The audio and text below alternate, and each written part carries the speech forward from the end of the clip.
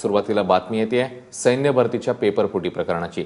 या प्रकरणाचं पेपर फुटल्यानं आता अटक सत्र सुरू झालेलं आहे। आज पहाटे ठाणे क्राईम ब्रांचने नागपूर, पुणे आणि गोव्यातनं अनेक विद्यार्थी आणि दलाल यांना अटक केली आहे। नागपूरच्या पार्वती नगर इथल्या मौर्य सभागृहातून आज पहाटे 4 वाजण्याच्या सुमारास ठाणे क्राईम ब्रांचच्या पथकाने काही जणांना ताब्यात घेतलं, तर पुण्याच्या हडपसरमधनं 2 जणांना अटक करण्यात आली आहे।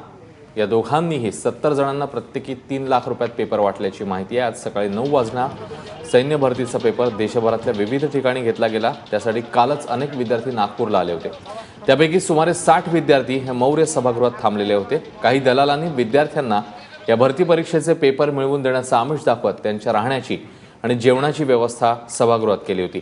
मात्र त्याआधीच पोलिसांनी मौर्य सभागृहात धाड टाकली आणि अनेकांना ताब्यात घेतलं। ठाणे क्राईम ब्रांचने ही कारवाई केलेली आहे। या संदर्भातली अधिक माहिती घेऊया आमचे प्रतिनिधी अक्षय भाटकर यांच्याकडनं। ठाणे क्राईम ब्रांचने पुन्हा एकदा कौतुकास्पद कामगिरी करत एका मोठ्या रॅकेटचा पर्दाफाश केलाय। यावेळी आर्मीच्या पेपर फुटीचं प्रकरण त्यांनी जगासमोर आणलेलं आहे।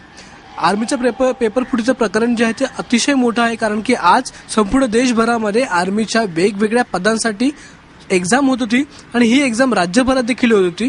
पण या एक्झाम मध्ये जो पेपर येणार आहे तो आधीच फुटल्याची बातमी ही ठाणे क्राईम ब्रांचच्या काही अधिकाऱ्यांना मिळाली होती। त्यांनी लागलीच कारवाई करत ठाण्यातून 4 टीम रवाना केल्या। या 4 टीम नागपूर, पुणे, गोवा अशा वेगवेगळ्या ठिकाणी गेल्या आणि त्या ठिकाणी अनेक हॉटेल्सवर छापेमारी करत ज्यावेळी हे जे आरोपी आहेत ते आरोपी विद्यार्थ्यांना या पेपरचा सराव करून घेत होते, त्याचवेळी त्यांना रंगेहात पकडण्यात ठाणे पोलिसांना यश आलेलं आहे। एकूणच यामध्ये 18 आरोपींना सध्या ताब्यात घेतलेलं आहे। त्याचबरोबर 350 विद्यार्थ्यांना देखील ताब्यात घेतलेलं आहे। या संपूर्ण प्रकरणामध्ये आर्मीमधला देखील काही लोकांचा हस्तक्षेप आहे की नाही याची आता तपासणी होत आहे।